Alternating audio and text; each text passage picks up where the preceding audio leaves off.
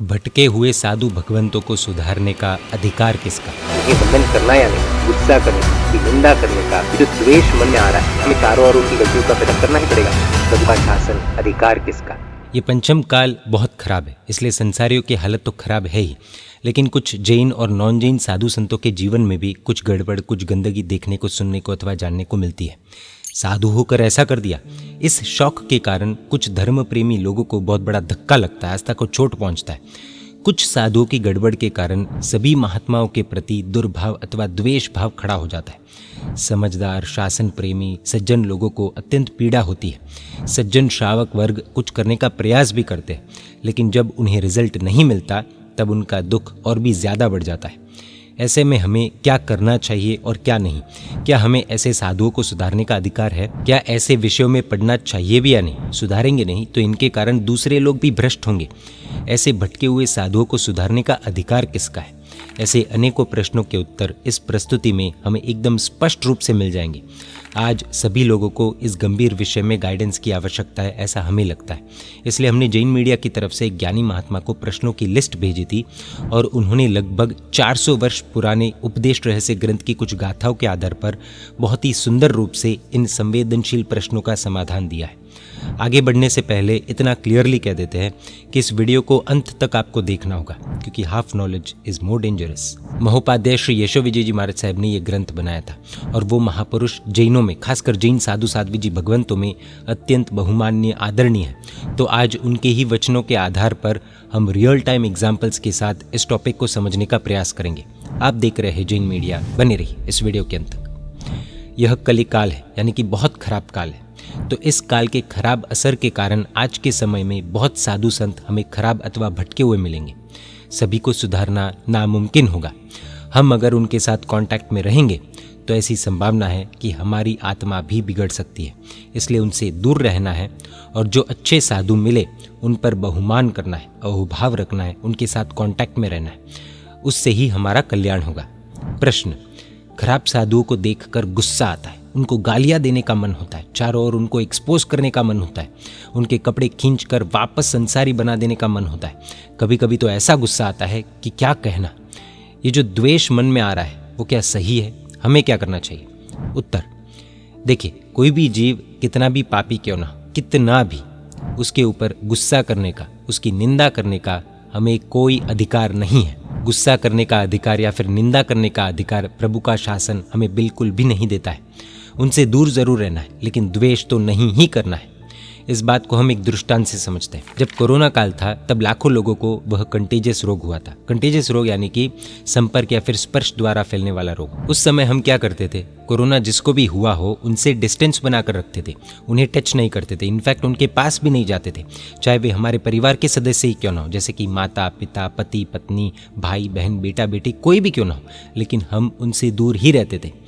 अब यहाँ पर हमें ये सोचना है कि जो माता पिता या फिर किसी भी सदस्य को कोरोना हुआ हो उसमें क्या उनकी गलती है? नहीं, वो कोरोना काल का भयानक प्रभाव ही ऐसा था कि माँ बाप को या फिर किसी भी सदस्य को कोरोना हुआ, हम उनसे दूर रहते थे। तो क्या हमको उनके ऊपर द्वेष था, क्रोध था? नहीं, सिर्फ और सिर्फ अपनी सेफ्टी का भाव था।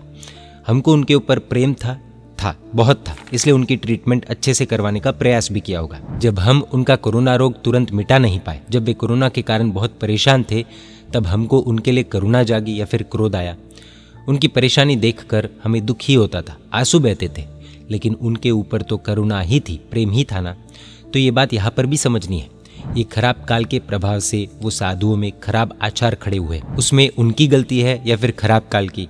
खराब काल की ही गलती है। हम उनसे दूर रहेंगे, उन्हें कांटेक्ट या फिर परिचय भी नहीं करेंगे, उनके पास जाएंगे ही नहीं, लेकिन हमको उनके ऊपर द्वेष या क्रोध भाव नहीं होना चाहिए। सिर्फ और सिर्फ अपनी आत्मा की सेफ्टी का ही भाव होना चाहिए। उनके कांटेक्ट में रहने से मेरे जीवन में ऐसे दोषों का प्रवेश न हो जाए, ये भाव से ही उनसे डिस्टेंस रखना है। हमको उनके ऊपर प्रेम है, होना ही चाहिए। आखिरकार हर एक जीव के प्रति प्रेम रखना ही है। तो ये तो सिर्फ एक जीव नहीं, साधु है। काल के प्रभाव से भले भटके हुए, लेकिन आखिरकार वो हमारे परिवार के सदस्य जैसे ही है। वो सुधरे, उसकी मेहनत अंदर के प्रेम भाव से, स्नेह भाव से करनी चाहिए, द्वेष से या फिर क्रोध से नहीं। याद रहे, एक जीव के प्रति भी यदि द्वेष है तो हमारा मोक्ष नहीं होने वाला है। मेहनत करने के बाद भी अगर हम उनको सुधार नहीं पाए, वो अपनी गलतियों में ही डूबे रहे, तब हमको ज़्यादा करुणा ही आनी चाहिए, क्रोध तो बिल्कुल भी नहीं। हमें यही भाव रखना है कि ये जीव का भविष्य में क्या होगा। अगर कोरोना काल के एग्जाम्पल के साथ हम इस चीज़ को सोचेंगे तो ये बहुत स्पष्ट हो जाएगा कि उनसे दूर रहना है और उन पर द्वेष नहीं करना है, ये पॉसिबल है।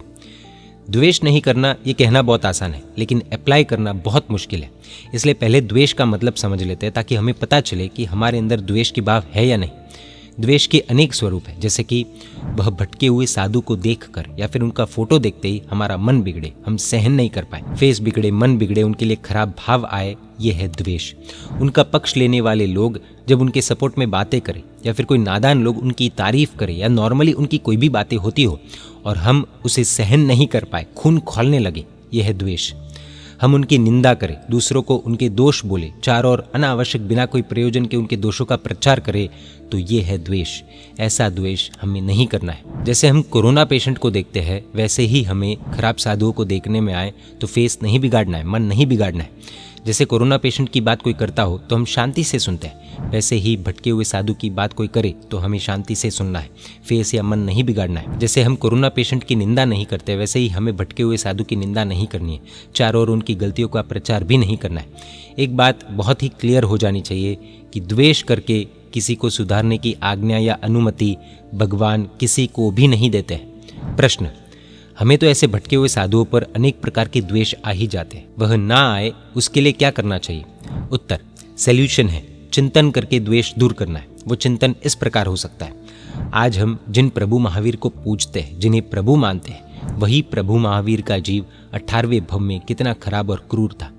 जैसे कोई व्यक्ति कपड़े के 2 टुकड़े करता है, वैसे ही प्रभु के जीव ने उस 18वें भव में शेर का मुंह पकड़कर उसके 2 टुकड़े करके मार डाला था। 18वें भव में वही प्रभु महावीर का जीव जो त्रिपुरुष वासुदेव के रूप में था, उसी जीव ने सिर्फ अपनी नींद बिगड़ी तो निर्दोष नौकर के कान में गरम गरम शीशे का रस डलवाया था। वही जीव आगे चलकर हमारे 24वें तीर्थंकर करुणा के सागर प्रभु महावीर बने। जो स्थूल भद्र जी को हम रोज याद करते हैं, वंदन करते हैं, वह ही स्थूल भद्र जी उसी सेम भव में 12 वर्ष तक एक वेश्या के साथ रहे थे। अब 12 वर्ष तक क्या किया था वो कहने की जरूरत नहीं। वही स्थूल भद्र जी का नाम ब्रह्मचर्य के कारण 84-24 तक अमर रहेगा। ऐसे तो हजारों एग्जाम्पल्स हमें मिल जाएंगे जिनमें आत्मा पहले महापापी थी, लेकिन बाद में वही आत्मा सभी के लिए वंदनीय और पूजनीय बनी। तो आज ये जो भी साधु संत भटके हुए अथवा खराब काम कर रहे हैं, वह इसीलिए कि आज उनके पाप कर्म बहुत भारी है। हम कितनी भी मेहनत करें तो भी हम उनको सुधार नहीं पा रहे, लेकिन एक टाइम उनका भी आएगा ही कि वे भी प्रभु महावीर या स्थूल भद्र जी बनेंगे। मान लो वे नहीं भी सुधरे तो भी हम उन पर द्वेष करके अपनी आत्मा में द्वेष का खराब गुण क्यों पैदा करें?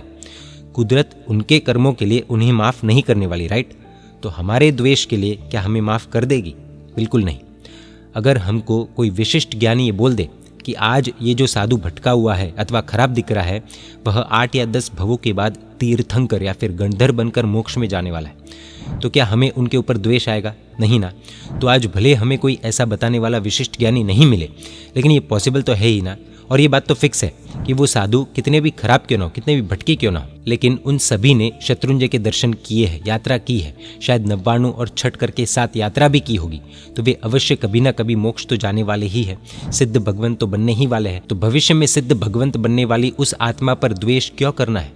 बस एक बात फिक्स है कि हमें हमारी सेफ्टी के लिए उनसे दूर रहना है, द्वेष नहीं करना है। प्रश्न, जैसे हम कोरोना वाले से दूर रहते हैं और कोई उसके पास जाता हो तो मना भी करते हैं कि देखो ये कोरोना वाला है, उसको कोरोना हो गया, उसके पास मत जाना, नहीं तो आपको भी कोरोना हो सकता है। वैसे ही यहाँ पर भी हम लोगों को बता तो सकते हैं ना कि ये साधु भटके हुए अथवा खराब है, इसलिए उनसे दूर रहना, वरना आपको नुकसान हो जाएगा, आपकी आत्मा बिगड़ जाएगी। तो उसके लिए हमें चारों ओर उनकी गलतियों का प्रचार करना ही पड़ेगा। प्रश्न बहुत ही लॉजिकल है, अब उत्तर देख लेते हैं। जो लोग उन खराब साधुओं के पास जाते हो या फिर जाने वाले हो, उनको ज़रूर हम ये चीज़ विवेकपूर्वक बिना द्वेष किए बता सकते हैं, लेकिन बाकी के लोगों को बताने की ज़रूरत नहीं है। हम अगर उनकी गलतियों का प्रचार करते हैं तो क्या हमारे मन में द्वेष तो नहीं है ना? प्रेम भाव, स्नेह भाव ही है ना?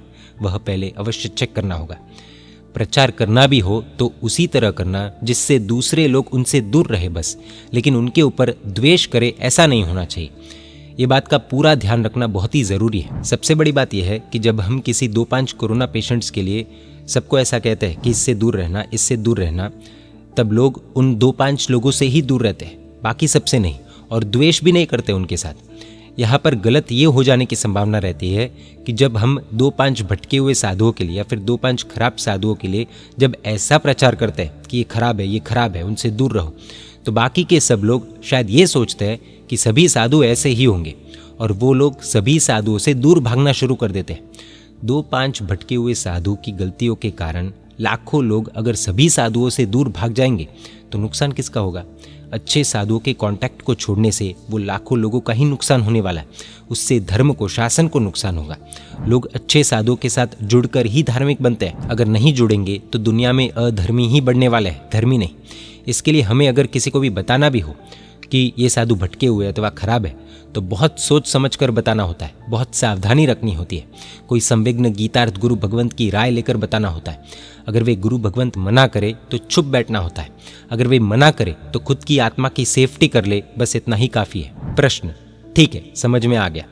वैसे तो हम भटके हुए साधुओं से दूर रहेंगे, लेकिन कभी कारणवश उनके पास जाना पड़े, उनके साथ रहना पड़े, उनके साथ बातें करनी पड़े, ऐसी अनेक विचित्र परिस्थितियों का निर्माण हो, तब क्या करना? उस समय उन्हें वंदन करना या नहीं, उनकी तारीफ करना या नहीं, उनके साथ बेसिक व्यवहार करना या नहीं? अगर साथ मिलकर भी, साथ रहकर भी हम उनके साथ अच्छा व्यवहार नहीं करेंगे तो उनको हमारे ऊपर गुस्सा आने ही वाला है, और वे भटके हुए तो है ही, तो गुस्से में आकर किसी ना किसी तरीके से हमको बदनाम करेंगे। हमारे में कोई बड़ा दोष नहीं होगा तो भी वे तो झूठ बोलकर हमें दुष्ट साबित कर देंगे, और हमारे अंदर भी छोटे छोटे दोष तो होते ही है, तो उसको पकड़कर वे चारों ओर हमारी धज्जियाँ उड़ाएंगे। ये तो चोर कोतवाल को डांटे ऐसी हालत हो जाएगी। तो ऐसे में हमें क्या करना? इन सब से बचने के लिए हमें तो ये लगता है कि अगर कारणवश खराब साधुओं को मिलना भी पड़े तो उनको वंदन करना, बेसिक व्यवहार करना ही ठीक है, ताकि वो हमारे दुश्मन न बने। आज का ज़माना विचित्र है। आज सज्जनों से ज़्यादा दुर्जनों की ताकत भारी होती है और उनसे लड़ना हमारे बस की बात नहीं है। तो क्या हम उनके साथ बेसिक व्यवहार करें? क्या ये चलेगा या हमें पाप लगेगा? प्रश्न बहुत लंबा है और सेंसिटिव है। इस प्रश्न के उत्तर को बहुत ही फोकस के साथ समझना होगा। पहले तो एकदम क्लियर है कि कुछ भी हो जाए, हो सके तब तक दूर ही रहना है। अब अगर कारणवश रेयर केस में मिलना पड़ भी जाए तो वंदन कर सकते हैं, बाहर से बेसिक व्यवहार कर सकते हैं, लेकिन सिर्फ अपनी सेफ्टी के लिए करना है, अंदर के भाव से नहीं। इतनी क्लैरिटी तो होनी ही चाहिए। ये अंदर बाहर वाला समझना थोड़ा चैलेंजिंग है, इसलिए इस पदार्थ को समझने के लिए एक छोटी सी स्टोरी जाननी होगी। एक ज्योतिषी ने एक बार राजा को कहा कि आने वाली बारिश का पानी ऐसा होगा कि जो भी वह पानी पिएगा वो पागल बनेगा, इसलिए आप पुराना पानी इकट्ठा कर लो, स्टोर कर लो। राजा ने और बाकी सभी ने भी पुराने पानी का स्टोरेज कर लिया। टाइम बीतता गया और कुछ समय के बाद सबका पुराना पानी खाली हो गया, तो सबने नया पानी पिया जो कि बारिश का पानी था, नई बारिश का पानी, और सब पागल बन गए। नाचना, कूदना, हंसना, चिल्लाना, कपड़े निकालना, ऐसा सब करने लगे। राजा और मंत्री के पास पुराने पानी का स्टॉक था, तो वे तो पागल नहीं बने थे। अब हुआ ये कि बाकी सब जो पागल बन चुके थे, तो उन पागलों को ऐसा लग रहा था कि हम सब तो नॉर्मल है और ये राजा और मंत्री हमसे थोड़े अलग है, विचित्र है, इसलिए अब उनको राजा के पद से उतार देते हैं। मंत्री चतुर था, उसने लोगों की बात जानकर राजा को सलाह दी कि राजन, हमें अगर शांति से जीना है तो जब हम इन लोगों के साथ होते हैं तब उनकी तरफ पागल जैसा व्यवहार करना ही पड़ेगा। अब राजा और मंत्री खुद स्मार्ट होने के बावजूद भी, खुद पागल नहीं होने के बावजूद, शांति से जीने के लिए बाहर से यानी कि दिखाने के लिए पागलों के साथ पागलों जैसा व्यवहार करने लगे। तो उन पागलों ने अब राजा और मंत्री को हटाने का निर्णय कैंसिल कर दिया। दूसरे साल अलग बारिश हुई, वह पानी पीने से सबका पागलपन चला गया और सब वापस पहले जैसे हो गए। राजा मंत्री तो पहले से ही अच्छे ही थे, पागल नहीं थे, तो फिर सब कुछ नॉर्मल हो गया और राजा नॉर्मल बिहेव करने लगे, मंत्री नॉर्मल बिहेव करने लगे। अब यहाँ पर राजा यानी कि हम सब, मंत्री यानी कि हमारी सद्बुद्धि, नया पानी पीकर पागल बने हुए लोग यानी कि कलिकाल के प्रभाव से भटके हुए अथवा खराब बने हुए साधु वगैरह। In short, the moral of the story is, भटके हुए अथवा खराब साधु संतों के साथ किसी भी प्रकार का कांटेक्ट रखना ही नहीं है, दूर ही रहना है। अच्छे साधु संतों के साथ ही हमेशा संपर्क में रहना है। अगर कोई कारणवश रेयर केस में कभी उनके साथ कांटेक्ट हो भी जाए, साथ में कुछ समय के लिए रहना भी पड़े, तो फिर देख लेना है कि अगर उनके साथ बेसिक व्यवहार न करे तो भी वो हमारा कुछ भी बिगाड़ पाए, इतनी शक्ति ही ना हो, तो बेसिक व्यवहार करने की भी ज़रूरत नहीं है। एवं जल्दी ही उस तान से निकलने का प्रयास करना है। लेकिन वो अगर कुछ भी बिगाड़ने की शक्ति रखते हो तो फिर उनके साथ बाहर से बेसिक व्यवहार करके उनको शांत कर देना है। उनके मन में दुश्मनी द्वेष खड़ा हो ऐसा बिल्कुल भी नहीं करना है। उद्देश्य हमारी सेफ्टी। प्रश्न, ऐसा कैसे चल सकता है? शास्त्रों में तो श्रावक श्राविकाओं को साधुओं के माता पिता की उपमा दी गई है, तो क्या ये हमारी जिम्मेदारी नहीं कि हम उन्हें सुधारें? अगर परिपक्वता हो, अगर शक्ति हो तो प्रेम से, वात्सल्य से, मैत्री भाव से उन्हें सुधारने की मेहनत करनी ही है। अगर लगे कि यहाँ पर कुछ भी फल मिलने वाला नहीं है तो फिर मौन हो जाना है। हमारी सबसे पहली जिम्मेदारी अपनी आत्मा न बिगड़े उसकी है, उसके बाद दूसरी कोई भी जिम्मेदारी बनती है। मेरी आत्मा का क्या होगा वह सोचने के बाद, अपनी सेफ्टी करने के बाद फिर दूसरों का क्या होगा, खराब साधुओं का, भटके हुए साधुओं का क्या होगा, शासन का क्या होगा, वो सोचना है, उससे पहले नहीं।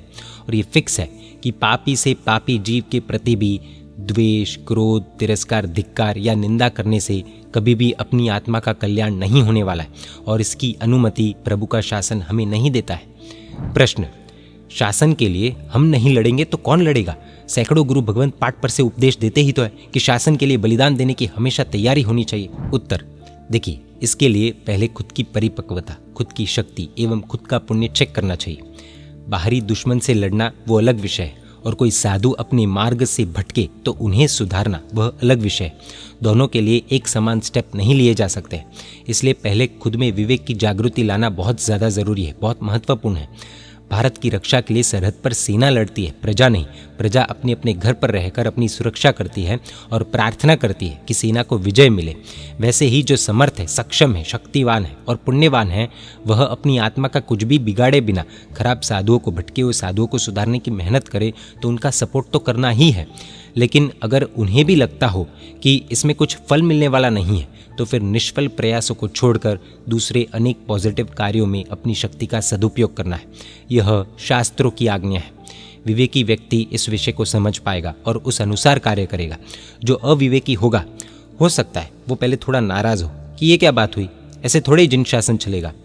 लेकिन शांति से चिंतन करने पर उसे भी लगने लगेगा कि नहीं, पहले मैं खुद विवेकी बन जाऊं, फिर इस तरह के कार्य हाथ में लूं तो ही शासन के हित में होगा। श्री कुलक संग्रह में कहा है कि आज के काल में जो भी भटके हुए अथवा खराब साधु है, उनकी निंदा मत करना, सभा में तारीफ भी मत करना, उनके ऊपर करुणा करना, अगर पॉसिबल हो तो सुधारना, और अगर हमारी सुधारने की प्रवृत्ति से, हमारे समझाने से उन्हें गुस्सा आता हो तो चुप हो जाना, फिर उनके दोष नहीं बोलना। प्रश्न, ऐसे तो फिर कोई भी सुधरने से रहा और कोई सुधारने की कोशिश भी नहीं करेगा। उत्तर, देखिए, सुधारने का निषेध नहीं किया है, सुधारने का निषेध बिल्कुल भी नहीं किया है, लेकिन परिस्थिति क्या है उसे देखकर उसके अनुसार कार्य करना होता है। एक व्यापारी भी जहाँ पर लॉस हो वहाँ पर इन्वेस्ट नहीं करता है। मान लेते हैं कि उसने एक जगह पर इन्वेस्ट किया और रिस्क था, लेकिन कोई कारण से लॉस हुआ। अब अगर वह सुलझा हुआ व्यापारी है तो जहाँ पर प्रॉफिट की संभावना नहीं हो या फिर बहुत कम हो या फिर ऐसा फिक्स हो कि यहाँ पर लॉस ही होने वाला है, वहाँ पर वो फिर से इन्वेस्ट नहीं करेगा। उल्टा वो ऐसे स्थान पर फोकस करेगा जहाँ पर प्रॉफिट ज़्यादा हो। तो इसी तरह परिपक्व, पुण्यवान, शक्तिवान श्रावकों को, भटके हुए साधुओं को, खराब साधुओं को सुधारने की कोशिश तो करनी ही है। लेकिन करने के बाद भी सामने फ़ायदा नहीं दिख रहा है, सॉल्यूशन नहीं दिख रहा है, तो शासन के दूसरे बहुत से कार्य हैं जिसमें शासन को बहुत फ़ायदा हो सकता है, उन पर फोकस करना है और उनमें समय इन्वेस्ट करना है। अंत में एक श्लोक के आधार पर ये टॉपिक पूर्ण करते हैं। आज से 2500 साल पहले प्रभु महावीर के हाथों से दीक्षा लेने वाले श्री धर्मदास गणी महाराज ने अपने उपदेशमाला ग्रंथ में कहा है कि आज बहुत सारे भटके हुए अथवा खराब साधु हैं। यह जानकर जो जीव मध्यस्थ नहीं बनता है और उन साधुओं के ऊपर तिरस्कार, धिक्कार, द्वेष, निंदा के भाव वाला बनता है, वह अपनी आत्मा का हित नहीं कर पाएगा। और जैसे कौआ विष्टा में यानी कि पॉटी में चोंच मारता रहता है, वैसे ही इन जीवों का स्वभाव भी धीरे धीरे उस कौवे जैसा बन जाएगा। वह भी खराब साधुओं के छोटे मोटे दोष रूपी विष्टा में अपनी मन रूपी चोंच को लगाता रहेगा। यानी कि उसका स्वभाव ही ऐसा बन जाएगा कि वह खराब साधुओं के या फिर भटके हुए साधुओं के छोटे मोटे दोष को ही देखता रहेगा। सोचे, खराब साधु अथवा भटके हुए साधु तो खराब है, भटके हुए है, लेकिन जो उनको देखकर क्रोध, द्वेष, निंदा करे वो खुद कौवा बन जाता है, विष्टा में चोंच मारने वाला कौवा। ये बात हम हमारे मन से नहीं कह रहे, उपदेशमाला ग्रंथ की ये बात है। प्रश्न, ऐसे जीव के प्रति मध्यस्थ बनना यानी कि क्या? उत्तर, मध्यस्थ बनना यानी कि जो जीव अज्ञान में डूबे हुए हो, भटके हुए हो, उनके प्रति गुस्सा नहीं, तिरस्कार नहीं, धिक्कार नहीं, द्वेष नहीं, निंदा नहीं, बस उपेक्षा। उपेक्षा यानी कि इग्नोर करना। उनके प्रति खराब भाव हमें नहीं लाने, यही हमारी आत्मा के लिए हितकर है। तो श्री उपदेश रहस्य ग्रंथ की गाथा नंबर 146 से 149 का आधार लेकर यह टॉपिक हमने ज्ञानी गुरु भगवंत के माध्यम से विस्तार से समझने का प्रयास किया है। अगर आपको ये टॉपिक उपयोगी लगा हो तो ज़रूर दूसरों तक पहुंचा सकते हैं। इस विषय में अगर आपको और भी कोई डाउट्स हो, क्वेश्चंस हो, तो कमेंट्स में हमें बता सकते हैं एवं ज्ञानी गुरु भगवंत के पास जाकर उसका सल्यूशन भी पा सकते हैं। जय जिन शासन, जय महावीर।